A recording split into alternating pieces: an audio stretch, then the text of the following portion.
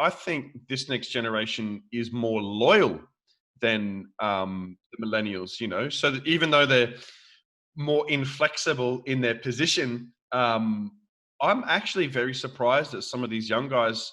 You don't have to work very hard for their loyalty.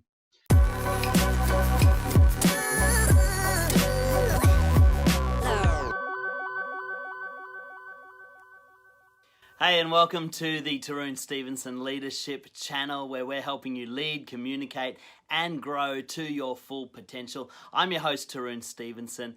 Whatever portal you are tuning in on, whether it's YouTube, Facebook, your favorite podcast, or Instagram, make sure you subscribe and follow so you don't miss any of our episodes. Let's get into it.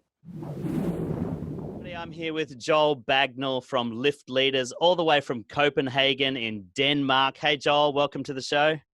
Hello. Thank you. It's nice to be here. It is good to have you, and it's good to catch up with you. Joel and I have been friends for quite a number of years, but don't get to talk that often because of the distance. What I thought we might chat about today, Joel, is just the move that you took a number of years ago to move from Australia to Denmark with your wife, Helena. Now, if everybody hasn't yet figured out, Joel's Australian and he started his leadership journey in Brisbane, Australia. But, there's a little bit of a story there. Now, you first visited Denmark when? Gee, that would be in 2009. Yeah. Okay, awesome. And that's where you met your wife, Helena, is it? Or had you met her previously? No, actually, I met her in 2012. Later, 2009 was my first visit, but it kind of sparked a chain reaction of annual visits afterwards. Yeah. Great. Okay, so you visited Denmark. Something about Denmark captured you, obviously. What was it about Denmark that really struck you before it was Helena? Something else that got you going to Denmark? Yeah, I guess it was kind of a multifaceted thing. I think the 2 years earlier, I had been on a trip to the UK and already felt a bit of a stirring in my heart, or a bit of a calling to Europe, but I kind of didn't know what to do. So that Right. preempted the visit in to, I'm losing my English now. To go back to the UK, but then a surprise opportunity opened in Denmark, and I guess I kind of I felt the same way about Europe as I did for the UK, just a longing for the young people and leaders, and at that point a calling that I couldn't completely put into words, but I knew that that's where I needed to invest. Yeah, fantastic. So you were working in the youth space. You were a youth leader in Brisbane, had a real passion for young people in Australia. Tell us a little bit about the story, how perhaps when you met Helena, she came back to Australia, didn't she? Yeah. And you were all living here for a while, but then how did it end up that you guys ended up moving back and starting Lift Leaders? Tell us a little bit of that story. Yeah, so like we just talked about, there was this, underwriting sense of calling to Europe, and it's funny. We talk obviously in church circles about how the kingdom of God is now and not yet in some senses, and I knew that I had a calling to Europe, and that was in my heart, but I also knew that it was not yet. So. Yeah, I was. I got into youth ministry just purely by invitation, and that I guess is a whole other different story. But I was in the process of being developed as a young leader, a youth pastor, but and in Australia, and that was going well. But I still had this desire and this longing I didn't know what to do with in Denmark, and. When I met Helena, I met her really what I would call smack bang in the middle of the peak of some of the strongest times, whatever, of youth ministry in Brisbane. And so we met and we had a connection, and she knew and I knew that if this was going to work, there was no way that it was the right timing to move to to Denmark. So she moved to Australia, and we dated for a year and got engaged. Then got married in Denmark, but still lived in Australia for another 2 years. And the whole dialogue for us was we were loving living in Australia. We were loving the ministry we were doing, the church we were a part of. And I remember it so clearly. In 2016, it was April. We were on our way driving down the Gold Coast, and Helena turned to me and she said, you know what? I could live here the rest of my life. And, sometimes that's a silly thing. Ultimatums. It's dangerous, isn't it? when you talk in ultimatums like that, I think God sometimes just has a chuckle. But that's where I turned to her and I said, well, that's funny, because earlier, a couple of months ago, I felt God say to me that we would be in Europe sooner rather than later. Yeah. But of course, you never know. That could mean anything, right? So that was April. In May, my senior pastor at the time, Paul Geeling, calls me for a coffee and says, Joel, I kind of don't know how to put this into words, but for the last 3 months, God's really been on my case to encourage you to explore what's on your heart in Europe. And I had this vision of the Macedonian man before I was getting up to preach on stage in Adelaide, random, right? And I really feel like that you have a call to Europe to go and help them, And so what does that mean to you? And I said, well, that's funny, Paul, because I felt God say to me earlier that I'll be in Europe sooner rather than later. So he said, well, go, you guys go take a holiday in Europe and just pray and see what it is you want to do. It is September. I'm sitting at a pastors conference in Germany in a spa with a bunch of random German youth pastors talking about my heart for lifting leaders. And I, at that point, had started slowly going under the banner of Lift Leaders every time I went back to Europe. And I'm sitting in a spa across from a guy called Zhivko. And I said, so how's ministry going for you in Germany? And he said, oh, I'm actually not German, I'm Macedonian. I've been listening to you tell your story about Lift Leaders, and I want to invite you. Would you come to Macedonia and help us? Wow. And so from that moment, I knew, okay, we've got to make this move. So that was September. And then we moved in December, really with not really any kind of jobs or guarantees, but just stepping out, really launching Lift Leaders for real, starting to itinerate and just create resources to help young leaders over Europe. Yeah. Great.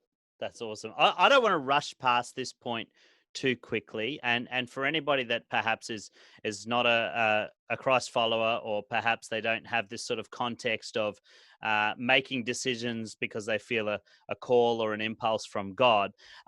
Let's talk about just the process of when you know that you're in a place that you're comfortable, and you know that you're in a place that feels right, and then for some reason you get these urges or something blindsides you to take a step in a new direction. I've had that happen to me. And, for me, I felt that it was a God prompting to move from Melbourne to Brisbane, and that, it was a big journey for us in much the same way as you guys. But, generally speaking, I find in leadership that oftentimes in life, we have these moments. I guess that they're almost like sliding door moments, where you can either walk through the door or you don't. And if you hadn't have walked through the door, it probably all would have been cool still. And you probably would have had a great ministry in Australia. But these moments where you have to make a decision between two options, and either one of them could be great, but there's this unknown. What's the process that you go through to actually make those steps into the unknown? And actually, is there an easy way to do it, or is it just like you just go and you just trust and pray that it's going to work? Yeah, I think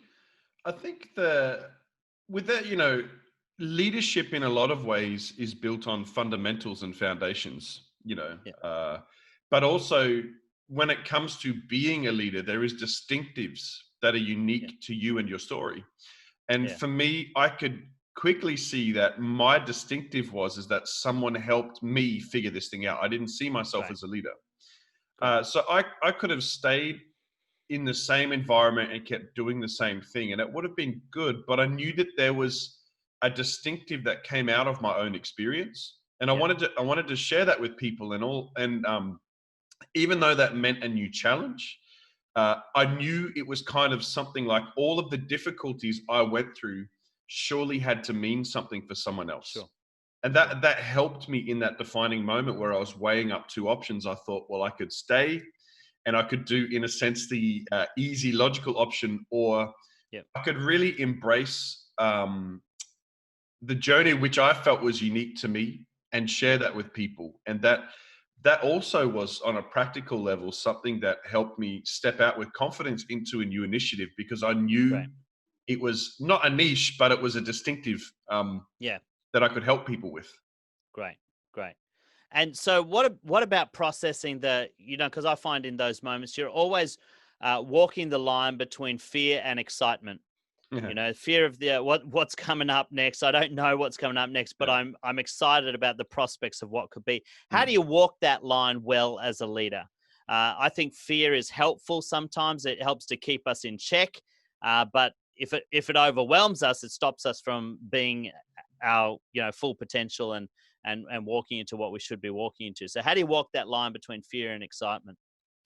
Yeah, I think for me personally, everything comes down to how you perceive your situation. Yeah, yeah, I think that is the beautiful part of life.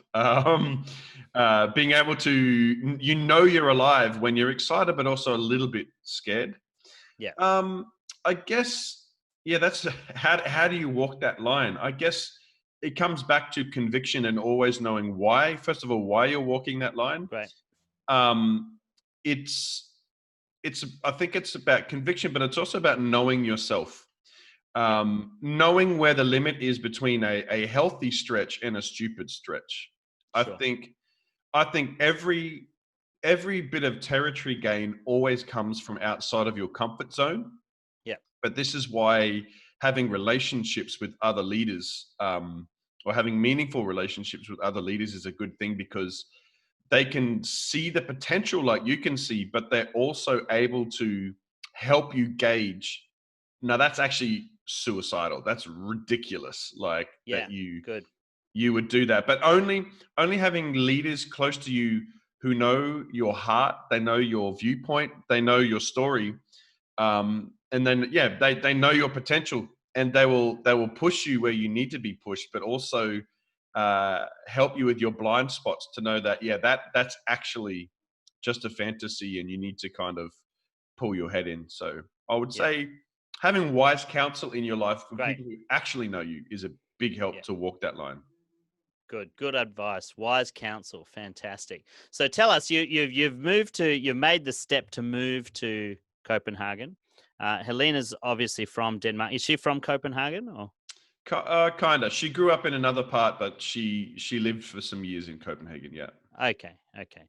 And so you moved there, and you've already started operating under the banner of Lift Leaders. Tell me a little bit about what the heart of Lift Leaders is, and what got you sort of moving in that direction. What was the passion that led you to start Lift Leaders? Yeah. Well, the heart behind Lift Leaders was to see young people, or to see people activated in their Yeah, calling, gifting, and leadership. great. That was the heart. Obviously, the passion came from my story. Yeah, I was just a musician. I'm sure you can identify with that. I can. Uh, I was a musician. I never saw myself as a leader, but a great leader, or some great leaders, saw something in me that I didn't see in myself, and Right, started a journey, that's great. which helped me become all that I could be, Mm, or at least really on the journey. yeah. Um, and so, yeah, so Lift Leaders. I'm just trying to remember the question. I remember the heart of Lift Leaders. Yeah. What was the heart of Lift Leaders, and what got you moving in that direction to start the organization? Yeah. Obviously, that sense of knowing the distinctive in my life and what it Yeah, was I had to offer, but also seeing the need that was in yeah, Europe. great. Having been there, I've been in Europe every year for the last 10 years. Right. including of when I moved. And the thing that really struck me was the lack of great youth ministries or churches with young leaders. Right. Most churches I knew had almost no young leaders or youth ministry, Right. or if they did, they were really struggling. So that really gripped my heart. And I guess we're learning this in a new way with coronavirus and stuff like that. Yeah. I think the saying goes, crisis is the mother of all innovation, or Yeah. necessity. No, necessity is the. Yeah. Necessity is the mother of invention, but crisis sounds good too. So I'm mixing up sayings here. Crisis is threat and opportunity. Yeah. Yeah. So yeah, I could see that the church and that whole space of empowering the next generation was really in a crisis. Yeah. And so that I believe that caused us to innovate and step out into some new territory. Great. That's awesome. So I heard you mention that you're a musician, and yes, of course, I'm a musician as well. And I'm curious, just as a side note, this is kind of off topic, but I'm noticing I'm meeting a lot of people who are in leadership now that started out as musicians. What do you think it is about the personality of a musician that makes them want to go into leadership or that context? Are you sure? Are you sure it's the personality, or is it the lack of money in musicianship? I've been pondering that myself Yeah. today. I was sitting there thinking, you know, I'm kind of using the same skill set that I used to use as a performer, Mm, as a speaker, but mm. you don't earn as much money as a performer, like a musician. So I think you might hit it on the head. Maybe that's Yeah. what it is. It's, I actually have this funny theory, Yeah, and it could so not be true. yeah. I've actually noticed that a lot of musicians are also really good cooks. They're really good in the kitchen. Okay, Yep. interesting. I know So that tell me. I know that it's not exclusive, right? But Right, right. because there's many people. Like I've got a friend who couldn't hit a note, even with a laser guided missile. Like Yes. but he's an amazing cook. But I've noticed that there's something in the nature of a creative. There's a Mm, restlessness, or there's um, often in musicians a desire to refine, improve, or make yeah, something beautiful. yeah, On top of their just desire to need to create, to right. contribute. Yeah, And it could be that a lot of the musicians that we know, they're restless souls, and they see a yeah, problem and they right. think, okay, we can do something about this. Okay. Maybe it's a problem because no one has thought of a solution, Yeah, but that's also the nature of a creative thinker. They can see things that other people can't see. They can see yeah, opportunities, or they can see a way that if we just do something different, and if we just care enough about the details, then maybe we could yeah. actually find a solution here. Yeah, look, I think you're onto something because that's been my suspicion for a little while now. Is that I suspect that there's this creative element to deconstructing the way human beings interact and the way human beings flourish. That when you can get into the details and try to understand what's going on, Mm, that's when you can really help somebody to grow to their full potential. And like you say, creatives tend to be people who notice detail. mm, And I was listening to an interview with Ian McGilchrist. He's an expert in neuroscience and talks about the left and right brain. And he was saying there's this interesting study done on stroke victims when they have a right hemisphere stroke, because the right hemisphere is termed your creative brain. He said mm, what your right brain actually does is it constructs detail. Your left brain sees the big picture. And he said when mm, you have a right brain stroke, uh, and it paralyzes the left side ability. He says you lose your ability to see holistically. So somebody like that can't see, if you put a picture of an elephant in front of them, they can't see the elephant. They can see the ear, they can see the trunk, they can see wow. the leg, but they can't actually see the whole elephant. And he said, this is how the left and right brain work in tandem. One part of the brain sees the detail, one part of the brain sees the big picture. And I think what you're saying is, with a lot of creative people, they tend to be tuned into the detail. and Mm, be able to see that detail and how it works for lifting people out of where they are or mm. helping people to grow to their full potential. So I reckon you're onto something there. That's been a sneaking suspicion of mine too. And Mm. I don't think it's just an accident that you see so many creative people go into leadership No, uh, and type I, roles. I don't know who is the thinker behind, or who the psychologist is behind the whole thing about complexity, leadership complexity. Yeah, Yeah, I can't remember that, but I know that if you were to, is it called a level 5 leader? Um, yeah, if you're going to lead a significant organization, then you yeah, need to have a multiple of you need to have a high range of emotional intelligences. So to be able to, right. you need linguistic skills, Yeah, you need interpersonal, intrapersonal communication skills, you need I guess, an artistic skill. So often, and what was the last one? It's either spatial or kinesthetic skill. kinesthetic. Okay, yeah, yeah, Yeah. So people who can handle complexity in leadership have a wide range yeah, of intelligences, ranging from linguistics, self-reflection, reflection in other yeah. people, mechanical, and creative. And so There you go. maybe that's why we see a lot of leaders. We know their story. Part of their story is that they're a musician, but they also just have Yeah, a wide, yeah. wide range of intelligences. Right. There you go. Interesting. Interesting. I'd love to explore that more. So, Mm. sorry, I sidetracked that a bit. I was just, it's just a thought that I had to explore with you.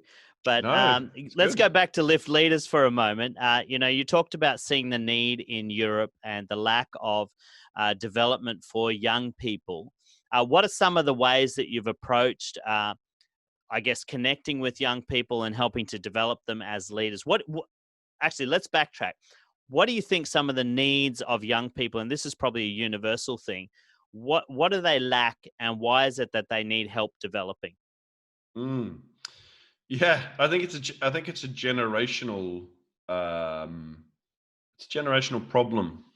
I think what I've noticed specifically in Europe, uh, there's been a lack of relational thinking. You know, one of the key elements of lift leaders is we're relationship builders. Great. We believe in this mantra that significant ministry flows out of significant relationship. Yeah. Um, and so building leadership on relationship is key. Yeah. But from even my personal experiences where it's been difficult, there's been this lack of what I would call a fathering mentality. Okay. And I know I'm not, this applies in both genders, Mm. but part of the issue for this generation is, yes, the older generation haven't released opportunity to them. And when they have only released tasks. They haven't released belief or authority or trust in Right. them. Right. Um, and when things have gone wrong, I feel like the way that they have dealt with those leaders is they've said, okay, well, you made a mistake. Maybe we need to move on, Yeah. rather than saying, hey, that's okay. I want to continue to believe in you. I want to continue to give you a chance, putting their arm around the leaders and saying, it's okay, you made a mistake. That doesn't change the way I feel about you or the opportunities I'm going to give you. I'm going to journey with you, kind of like a father or a mother would do. It's been very Great. transactional. Yeah. Yeah, I know we need more leaders. We need more stuff done. Yeah. And part of that is cultural, but I actually feel, in a way, it's a generational mentality. And Yeah. I don't know why that is, but it's just something that I Okay. see as a common theme. Yeah, it's interesting that you mentioned fathering. I mean, one of the big things I see, I work in the education space in Australia, and one of the big things I see is there is a distinct deficit of fathers in the home and the impact that that has on children's development generally. And I think that's probably true of most European or Western countries, where over the last 40 years, with the disintegration of the traditional family unit, we're seeing more and more father figures Mm, opt out of their responsibility or their role or perhaps not being given opportunity to engage in that. And it is, I think, having a knock-on effect. So what are some of the things you can do as a leader? I mean, with young people in your team, because there's a lot of talk about, let's say, the millennials, okay, and you fit into the millennial category, and but there's a lot of generalizations about millennials and how difficult they are to manage and how difficult they are to work with, and they lack motivation, they lack personal responsibility. But what do you see? I think it's probably unfair to use a broad brushstroke on millennials and say, Mm. write them all off. But then at the same time, there's probably some elements of truth from where that's come from. So where do you see the challenges, say, for your generation and the next generation after you, in how do you motivate them in the context of leadership and personal responsibility? Yeah, I mean, that in itself is that is an opus right there. That is a big topic. I would say, um, having a vision is part of it. Yeah, Having something specific that you're aiming towards is yeah, key. And I think maybe the mistake that a lot of people make when they're working with millennials is not giving them any sense of expectation. yeah, So it's actually a balance, I believe, working with millennials, that there needs to be a healthy balance between incentive and expectation, right. and it's hard to get that balance right, because I'm talking about incentive. The big thing for millennials, right, is they want a sense of ownership.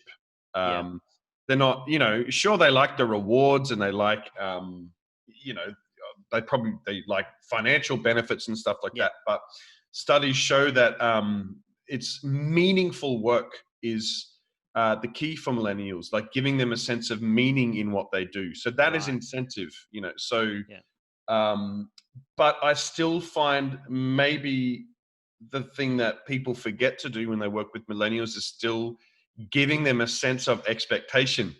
yeah, Because if you don't create expectations, and I mean things like workplace culture and yeah, making a leadership environment based around values, right. you you can't you can't move away from those things. Otherwise, I think you lose more than you ever stand to gain Yeah, if you don't have a clear frame on what you're expecting. And human beings, we always rise to challenges. We've got to continue to yeah, challenge ourselves to step up and to step into things. I think it's a healthy balance of giving them incentive without giving away expectations. But of course, the key thing for um, millennials is, I believe, they're looking for meaningfulness in what they do rather than great. actually self Yeah. material benefits. Sure. Okay, that's great. So let me pick that apart a little bit and just go a little bit deeper, because now the oldest millennials they're not young anymore. They're in their late 30s, Yeah. and the next generation is just entered the workforce. The Generation Z. So my eldest son is in Generation Z. He's just finished high school, and they're a little bit different again from the Mm. Gen Ys. What are you noticing about this new crop of 18 to 20-year-olds that may be a little bit different to millennials in how they approach Mm. the workplace or purpose and leadership? And are there any lessons we can learn or start applying to that generation that we've learned from the millennials? Yeah. I guess I guess I probably have more experience in working with millennials rather than the next generation coming through. But I find that they are a generation that is a lot more black and white than Sure. the millennials. I think the millennials are quite deconstructive. Right. In how they want to work. They want to think things through, because the millennials sort of smack bang in the middle of the information boom, in a sense. I know Yeah. Yeah. that's been going for a long time, but Yeah. the millennials, I think, were the first generation to soak in lots of Yeah. information and, you know, podcasts and interviews and I read books. But I find that the next generation, they're very black and white, especially in Yeah. Scandinavia. You talk to them, there is no other philosophy than climate Right. change. Right. Like as in they seem to be very black and white. It's Yeah. strange. It's almost like the generation has come full circle. So Right. um like I think having clear frames, not even just necessarily talking about expectations and talking about uh, incentives, but I think having a very clear frame within Yeah. uh, what you want them to do, I think Yep. that's more accentuated in the next generation. Yeah. That's I, great. I don't know if I that makes think sense. no, it does make sense because I think you're right because most conversations now I find in the political sphere are very partisan. They're very left or Mm, right. There's no middle ground. There's no yeah, discussing the alternative view. There's no critical thinking. It's just like this is what I am and this is what I'll stick to. And I find with the younger generation that I've worked with, and of course I've got teenagers myself. One of the things that I've had to do with them is challenge their position, not in a hostile way, but just mm, to encourage them to think critically. And okay, if you believe that, that's great. Tell me why you believe it. And mm, that's where a lot of the black and white seems to come unstuck because many of them don't seem to have considered the reasons why they believe it. They've just bought into a tribalism that they've been swept up in, and nobody's bothered to challenge them to think critically. And yeah. do you see that as being a potential challenge to developing them as leaders? Well, I think you nailed it when you talked about tribalism, because that was probably the next word I was going to say. They seem very tribal, and Yeah. like every strength, there's a weakness, and every weakness, there's a strength. And just reflecting on that, I think this next generation is more loyal than Right. the millennials. So that even though they're Yeah. more inflexible in their position, Yeah. I'm actually very surprised that some of these young guys, you don't have to work very hard for their loyalty. Right. Right. Not that we should ever stop, like connecting with people, but yeah, I Yes. find that when you have them, you really have them, and that is a Great. great strength from a leadership point of view and Yeah. a team point of view. Yeah, absolutely. And I think going back to what you said earlier about fathering, probably more than any generation, the Generation Z has got that deficit of mentoring and fathering in their lives. And I've noticed many of them want to be around older adults and learn from Mm, them. They enjoy the company of older adults. They don't sort of seem to like the company of, say, 30-year-olds, but they'll go for the 40-year-olds and the 50-year-olds yeah. and they sit with them. And so that's really interesting observation that they can be very loyal if they know that they can learn from somebody and develop what they're thinking about. Yeah, I think that they're a lot deeper in their thinking. Do you find that this younger generation seem to think about the deep issues a lot more? yeah, I think they're definitely more ideological, so they'll dig deep roots on their ideology, and Yeah, it's an interesting observation. I think it's almost like there's been a generation skip, because you're right. right. You can probably easier bridge. I know that in certain circles, they talk about the boomers. A lot Yeah, of the activists or alarmists, hate this whole boomer mentality on some of the global yeah. affairs. But it's funny because they have so many things in common. So you can kind Don't of, they? yeah, Yeah, you can really bridge. You can skip over that millennial yeah. generation and into um, the older generation. But Absolutely. yeah, it's um, yeah. I just think they're very ideological, Yeah. and to appeal to them on ideals rather than analysis, Mm, or on principle. They seem to be a very principle oriented generation, and I think that's a good mm. thing. Yeah, no, I think it's a great thing if you can get them talking about their motivations and their reasons and get them thinking critically. It's they're willing to engage in those conversations, which is great. which is really good. Yeah, as That's a fantastic. pastor, and the last thing I'll say on that, it's funny. No, go. As a pastor, arranging small groups, Yeah, traditionally you want to group them in, you know, like interest groups, or like yeah, the young guys. You get the young adults guys group, and then you have the family group, and you have interest based groups. But we found the feedback is the young people want to be in mixed generational groups. yeah. Right. There you They go. want to be in a group with some old guys and some Yeah, family people, and yeah, that is also a bit of a phenomena. I think that they don't want to yeah, be with the same 18, 16 to 18s. yeah, They're like, no, I want to be in a group with a 45-year-old and yeah. talk politics. There you So go. That's interesting, isn't it?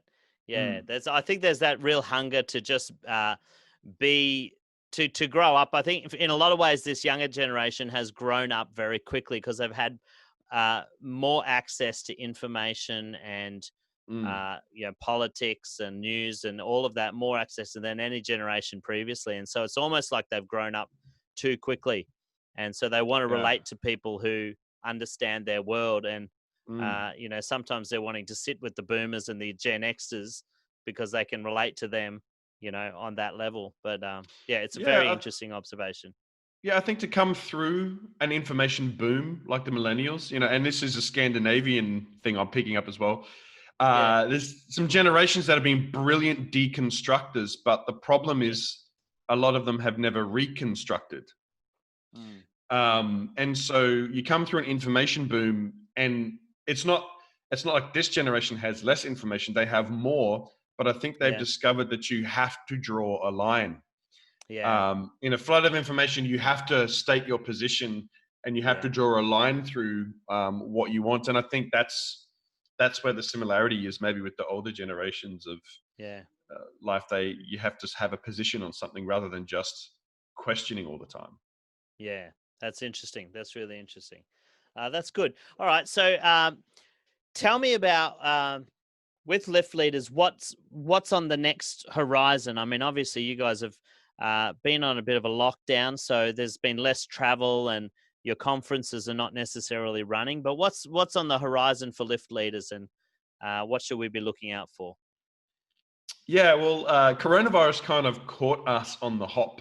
Didn't it? And I know that's not unique to us, but Yeah. I was in the middle of a regeneration of, or a reconfiguration of lift leaders at the Yeah. time. So that's also because we've taken on a church in Copenhagen, and we've got Yeah.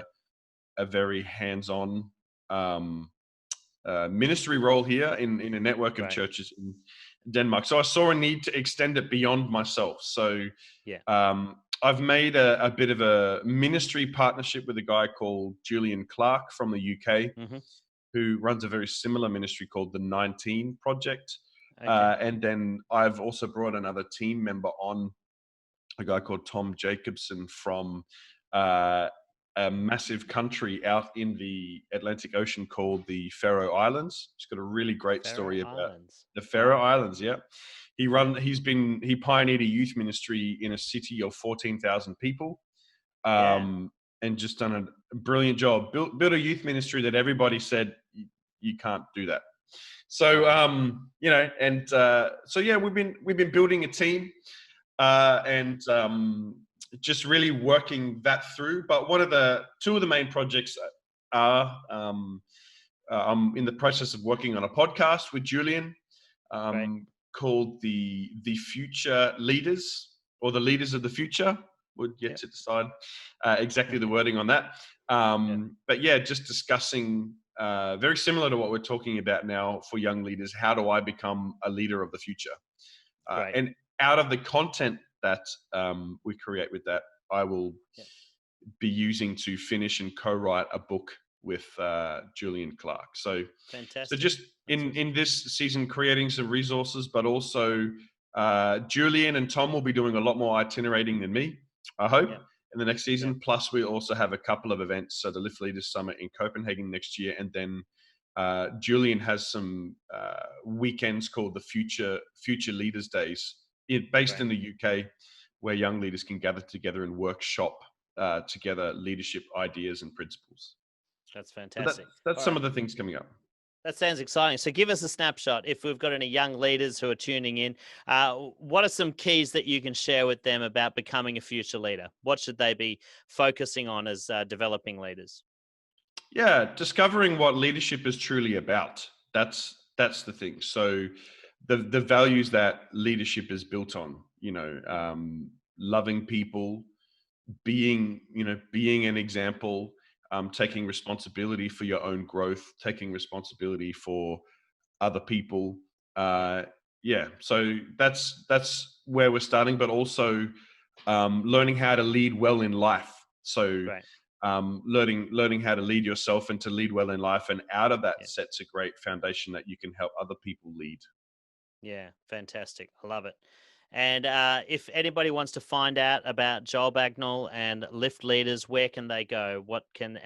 Is there anything that you want to promote or plug with Lift Leaders that we can get behind or get involved in?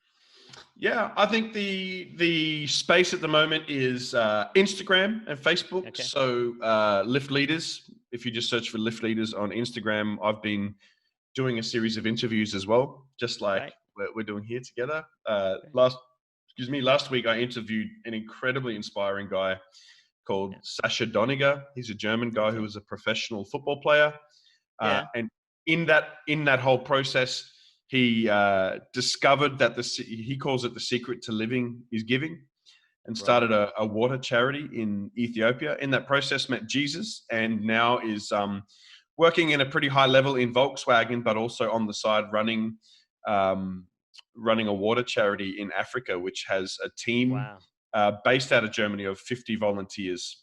Wow.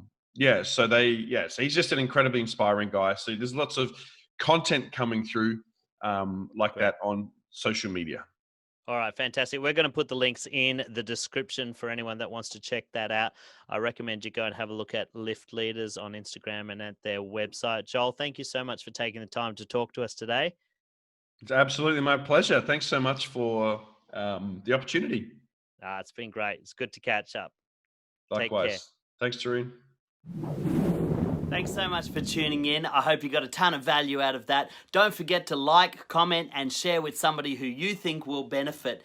And make sure you check the description for the free resources that I want to send your way to help you in your growth journey. Until next time, I'm Tarun Stevenson, helping you lead, communicate, and grow to your full potential.